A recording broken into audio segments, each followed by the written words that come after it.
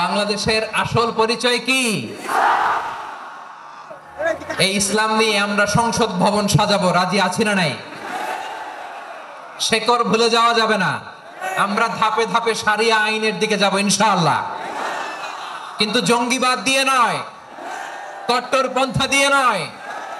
আমরা intellectually gradually ধাপে ধাপে শারিয়া আইনের দিকে মুভ করব ইনশাআল্লাহ। বলো লিল্লাহি তাকবীর। এদেশের আসল পরিচয় সবাই বলে না, আওয়াজ করে, এদেশের আসল পরিচয়।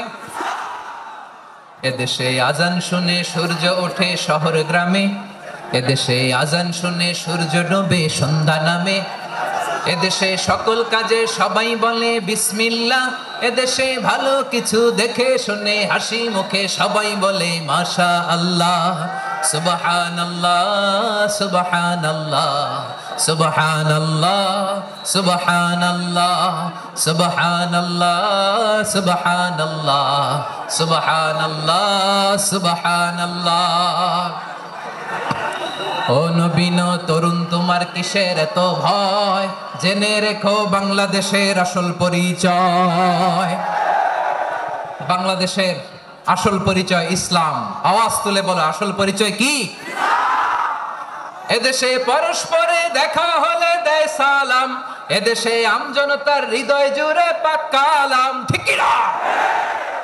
এদেশে বিপদ এলে সর্বজনে সর্বক্ষণে দোয়া পড়ে ইন্না লিল্লাহ সুবহানাল্লাহ সুবহানাল্লাহ সুবহানাল্লাহ সুবহানাল্লাহ।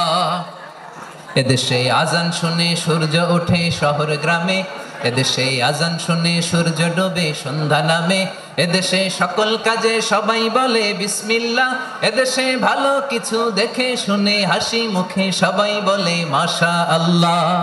সুবহানাল্লাহ, আওয়াজ করে সুবহানাল্লাহ সুবহানাল্লাহ সুবহানাল্লাহ সুবহানাল্লাহ। সবাই একসাথে সুবহানাল্লাহ সুবহানাল্লাহ সুবহানাল্লাহ সুবহানাল্লাহ। এদেশের আসল পরিচয় কি? আওয়াজ করে বলতে ভয় লাগে। এদেশের আসল পরিচয় কি? ইসলাম দিয়ে আমাদের সংসদ ভবন চলুক, আমরা চাই কি চাই না? বঙ্গভবনে লা ইলাহা ইল্লাল্লাহর পতাকা উড়ুক, আমরা চাই কি চাই না? প্রতিটি জেলা অফিসে, ডিসি অফিসে লা ইলাহার পতাকা ঝুলুক, আমরা চাই কি চাই না?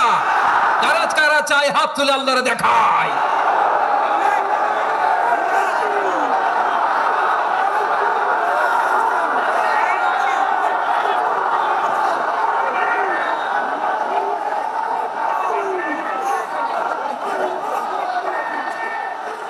মাশাআল্লাহ মাশাআল্লাহ মাশাআল্লাহ মাশাআল্লাহ। যশোর, আওয়াজ করে বলো, ভালো মানুষ না খারাপ মানুষ? বুঝে বলছো তো? মানুষ ভালো হলে যে কত ভালো। এই মানুষকে যত্ন নিলে, মানুষকে মানুষ বানালে যে সে কি হতে পারে শুনবা? হ্যাঁ, নাকি মোনাজাত দিয়ে দিব? শুনবা? তাহলে থামতে হবে। থামো, ফুটেজ হয়ে গেছে, এবার ড্রোন নামায় ফেলো। আমার দিকে তাকাও। মানুষকে, তোমরা এদিক সেদিক তাকালে তো গুরুত্বপূর্ণ পয়েন্ট মিস হয়ে যাবে। এদিকে এদিকে, হ্যাঁ মাস ঠিক আছে। এদিকে মানুষকে যত্ন নিলে মানুষের মধ্যে যারা কি পটেনশিয়াল রেখেছে। আমি জাপানের দুইটা উদাহরণ দেই। জাপানের, এই এই এইভাবে এইভাবে হবে, হয় বসো নয় পেছনে, কথা নাই, কথা তো বলাই যাবে না, হারাম কথা বলা। আজকে একেবারে চুপ, আজকের জন্য হারাম করে দিছে আমি, কিছু সময়ের জন্য একেবারে নিষিদ্ধ। জাপানের দুইটা উদাহরণ দেই, খেয়াল করে একটু শুনেন, বুঝবেন। আল্লাহ, 2022 সালে জাপানের সাথে জার্মানির খেলা, ফিফা ওয়ার্ল্ড কাপ 2022। এক পক্ষে জাপান, আরেক পক্ষে কোন দেশ? কথা শুনে নাই। এক পক্ষে কোন দেশ? আরেক পক্ষে? সবাই এক পক্ষে, আরেক পক্ষে। ওই খেলায় জিতেছিল জাপান, জিতেছিল 22 সালের এই ফিফা ওয়ার্ল্ড কাপে জাপান ফুটবল খেলায় জিতে। As a part of the celebration তারা খেলার পরে পুরো স্টেডিয়ামটারে ক্লিন করে, the fan base of Japan. লক্ষ লক্ষ মানুষ খেলা দেখতে যায়, তো এত ডাস্টবিনও তো নাই। তো যারা ডাস্টবিনে জায়গা পায় নাই, তারা এই যে চকলেটের প্যাকেট, পানির বোতল, চিপসের প্যাকেট তারা এদিকে সেদিকে রেখে দিয়েছে। জাপানের ভক্তরা, জাপানের ফলোয়াররা as a part of their celebration, তারা খেলার পরে পুরো স্টেডিয়ামের সব ময়লা আবর্জনা ক্লিন করে তারপরে বিদায় নিয়েছে। তাদেরকে কি ক্লিন করার দায়িত্ব দেওয়া হয়েছিল? এই যশোর, জাপানের যে ছেলেরা খেলা দেখতে গেছিল ওদেরকে কি ক্লিন করার দায়িত্ব দিছিল? তারা কি স্টেডিয়ামের পরিচ্ছন্নতা কর্মী? তাদের আকল, তাদের সিক্স সেন্স তাদেরকে বলেছে। ছোটবেলা থেকে জাপান গভর্নমেন্ট ওদেরকে এত পরিচ্ছন্নতা শেখায়, ক্লিনলিনেস অ্যাওয়ারনেস ক্যাম্পেইন করায়। ক্লাসে আমি দেখেছি, ক্লাসে নিজের বেঞ্চ নিজে মুছে, ক্লাসের মাঝখানে একটা সময় দেয়, নিজের টেবিল নিজে মুছে, নিজের ক্লাসরুমটা নিজে পরিষ্কার করে। রাস্তাঘাটে একটা ধুলা নাই, ময়লা নাই, একটা টিস্যু নাই।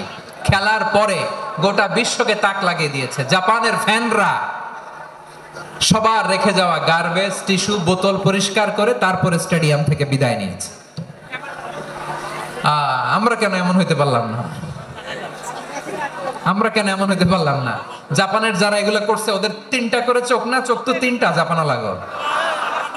জাপানো লাগো হাত তো 4টা, কান তো 6টা। হ্যাঁ, নাকি আমার মতো 2 হাত 2 কানওয়ালা মানুষ? চোখে দেখলে ওটা মানুষ না। চিন্তা করছেন? তার মানে জাপানিজদেরকে যে গ্রুমিং করে শিখানোর মাধ্যমে পরিচ্ছন্ন বানানো গেছে। ওরা যেমনি মানুষ, আমরাও মানুষ। আমাদের সন্তানদেরকে শেখালে তারাও পারবে। পারবে কিনা? 2 নম্বর উদাহরণ বলি। চট্টগ্রাম ফেনীতে যারা গিয়েছেন, মেঘনা গোমতী ব্রিজ প্রকল্প নাম শুনছেন? মেঘনা একটা ব্রিজ পার হওয়া লাগে। এই মেঘনা গোমতী, এখানে 3টা ব্রিজ, কাঁচপুর সহ এই 3টা ব্রিজের নির্মাণ কাজ, রেনোভেশনের কাজ দেয়া হয়েছিল জাপানের একটা কোম্পানিকে। কাকে? জাপানের কোম্পানি। নির্মাণ শেষে 738 কোটি টাকা বেঁচে গেছিল, এটা গভর্নমেন্টের হাতে দিয়ে তারা বিদায় নিয়েছে। কত টাকা? 738 কোটি টাকা। যত প্রাক্কলিত ব্যয় নির্ধারণ করা হয়েছে সব টাকা সরকার, তৎকালীন সরকার 2019-এর সরকার, কারা ছিল তো জানেন? এই 2019-এর সরকার তাদেরকে দিয়েছে। তারা রিনোভেশন নির্মাণ শেষে 738 কোটি টাকা অতিরিক্ত বেঁচে গেছিল, এটা আবার গভর্নমেন্টের হাতে বুঝাই দিয়ে তারা বিদায় নিচ্ছে। আমরা কেন এমন হইতে পারলাম না? জাপানের ওরাও মানুষ, আমরাও মানুষ। তার মানে মানুষে মানুষে পার্থক্য আছে না নাই? আচ্ছা, জাপানের 2টা উদাহরণ দিলাম, এবার আমার দেশের 2টা উদাহরণ দিব না? বাংলাদেশের 2টা উদাহরণ দিই। 1 নম্বর উদাহরণ, গত সপ্তাহে আপনারা জানেন কক্সবাজার আমার একটা প্রোগ্রাম ছিল, তো হেলিকপ্টারে গিয়েছিলাম। ফেনী জেলা যখন পার হচ্ছি, আমি দেখলাম 3টা উইন্ডমিল। উইন্ডমিল ছিলেন তো? বিশাল পিলার, 3টা 4টা পাখা থাকে। বায়ু বিদ্যুৎ কেন্দ্র, বাংলাদেশের প্রথম বায়ু বিদ্যুৎ কেন্দ্র এটা। মুহুরী প্রজেক্ট বলে ওটার, সম্ভবত মুহুরী প্রজেক্ট। তো সাগরের বাতাসের ঝাপটায় এটা ঘুরে এনার্জি হয়, ইলেকট্রিসিটি উৎপাদন হয়। তো আমি পাইলটকে বললাম, ভাই এগুলো থেকে কেমন ইলেকট্রিসিটি উৎপাদন হয়? কয়, হুজুর একটু হয় না, কিছুই হয় না। কিছুই হয় না মানে? বলে, হুজুর বাংলাদেশে যত উইন্ডমিল আছে এটার পাখা একটাও ঘুরে না। আল্লাহ, বলেন কি? তাহলে যে কোটি কোটি টাকা ব্যয় করে যে উইন্ডমিল, কয় হুজুর ভিতরে ফিটফাট, উপরে ফিটফাট, ভিতরে সদরঘাট। তার মানে কোটি কোটি টাকা দিয়ে এই উইন্ডমিল বানায়, এখানে কিছু নাই। দুর্নীতির আড্ডাখানা, আখড়াখানা বাংলাদেশ, ঠিক কিনা বলেন? আয় রে, জাপানিজরাও মানুষ, আমরাও মানুষ। আমার এক নিকটাত্মীয় সরকারি চাকরিজীবী, উনি আমাকে বললেন, বাংলাদেশের আরেকটা উদাহরণ দেই। উনি আমাকে বললেন যে প্রতি বছর আমাদের অফিসের ফার্নিচার চেঞ্জ করে। আমি বললাম, প্রতি বছর ফার্নিচার চেঞ্জ করে কেন? বলে যে ফার্নিচার নতুন পারচেজ করলেই তো এখানে টাকা, নতুন কিনতে পারলেই টাকা, নতুন উন্নয়নের সবক শোনাতে পারলেই টাকা। প্রথম আলোর রিপোর্ট। কি আলো? প্রথম আলোর রিপোর্ট। গত 15 বছরে উন্নয়নের নামে লুটপাট হয়েছে প্রায় 3.25 লাখ কোটি টাকা। কার রিপোর্ট? আমাদের বানানো কথা। প্রথম আলোর রিপোর্ট। গত 15 বছরে কারা ছিল জানেন তো? হ্যাঁ, শুধু ওনাদেরকেই দোষ দিয়ে লাভ নাই। স্বাধীনতার পর থেকে শুধু শাসকের হাত বদল হয়েছে, আমরা কিছু পাই নাই, ঠিক কিনা বলেন? শুধু ওনাদের দোষ দিয়ে কি লাভ? একদল খাইছে, আরেক দল খাওয়ার জন্য রেডি হয়ে আছে। আমরা এরকম চাই না। আমরা চাই স্বাধীন সার্বভৌম বাংলাদেশ, আমরা চাই দুর্নীতিমুক্ত বাংলাদেশ। আমি নিউজটা যে কতবার পড়লাম, এটা কি সম্ভব? 3.25 লাখ কোটি টাকা লুটপাট, মানে লুটপাট করতে করতে এদেশের জনগণকে ফুটপাতে বসাই দিচ্ছে। প্রিয় ভাইয়েরা, তাহলে জাপানের মানুষও মানুষ, আমরাও মানুষ। সিদ্ধান্ত আপনার, কোন মানুষ হবেন, ভালো মানুষ না খারাপ মানুষ? আজকের আলোচনার বিষয় হচ্ছে মানব সম্পদের উন্নয়ন, human resource development. It's a process to increase the capacity of knowledge, skill, capacity of the people of a country. একটা দেশের মানুষের জ্ঞান, তাদের দক্ষতা কি করে বাড়ানো যায়, বাড়িয়ে দেশের উন্নয়ন করানো যায়, এটাই হচ্ছে মানব সম্পদ উন্নয়নের মূল কথা। তাহলে মানব সম্পদ হচ্ছে একটা দেশের সবচাইতে শক্তিশালী পুঁজি। প্রাকৃতিক সম্পদ, খনিজ সম্পদের চেয়েও দামি হচ্ছে মানব সম্পদ। আমার প্রিয় যশোর, প্রাকৃতিক সম্পদ, খনিজ সম্পদের চেয়ে দামি সম্পদ কি সম্পদ? আল্লাহ তাআলা দয়া করে আমাদেরকে এই মানব সম্পদ দিয়েছেন। আসুন আমাদের এই মানুষগুলোকে আমরা সোনার মানুষ বানাই। রাজি আছেন তো সবাই? রাজি আছেন?